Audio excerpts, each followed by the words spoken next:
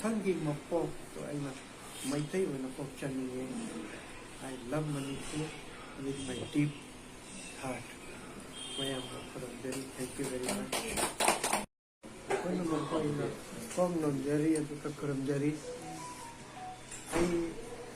When Manipur the Pokchabani, Manipur se asukmatik nungsije. Ay natiragi ay gam ningshanan layrabani. Aduka karimatam the chance angadra Manipur chapaki. Aduka handak marak ay chance in Australia dagi. I want the gift oina ticket of Thabire. No more Manipur point of man Kange. I love Manipur. I love my highly cultured people of Manipur. I know Manipur and say they all tribes Niko. Nine tribe Yauri. One ticket Kati Badagi Kotakta. See the internet ki joke Niloko. Kotakta I na Dr. Septa phone dore. Sa Tagamada I Lakchaninge. Man oh lak lao. Man Impal da application Dr. Sam Simba program. Tawni Aduga.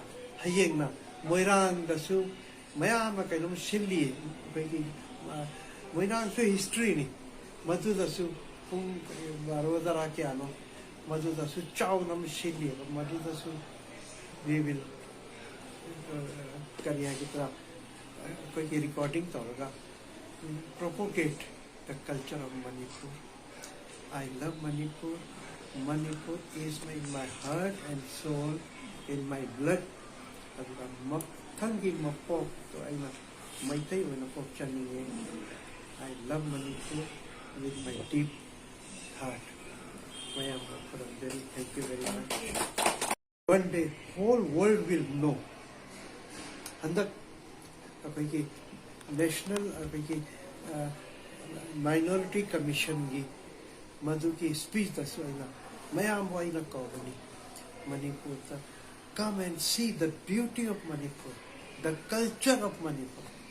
Akoina Manipur ta Sarkar na Paisayam Chang na Shanghai Festival Tawia Aduki Festival to the Kuiki culture do Akoi Kaktana Yang Lay Adu Saruputi Mapan gi Mi Kauraga, travel industry ki Mi Kauraga, world gi international media Kauraga, whole world Utkadabni.